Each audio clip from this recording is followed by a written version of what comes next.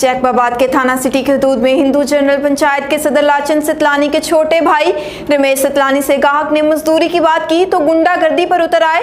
Police मौका पर पहुंचकर मुलजमान को थाना ले गई। इस मौका पर हिंदू जनरल पंचायत के सदर लाचन सितलानी ने आज़ाद मीडिया प्रेस क्लब जैकबाबाद के सहाफ़ी से बातचीत करते हुए कहा कि शहर जैकबाबाद में बदअमनी के बाद अब ग्राहक भी दुकानदार से गुंडागर्दी पर उतर आए हैं। ये गुंडे शहर में जानबूझकर दुकानदारों से किसी न किसी बहाने पर गुंडागर्दी कर रहे हैं। ये सब शहर जैकबाबाद में पुलिस की कम नफरी की ही वजह से वारदातें हो रही हैं। और ये भी कहा कि अगर हमारी दुकान के मजदूर इन्हें नहीं रोक सकते तो ये गुंडे हमें जान से मार देते हैं।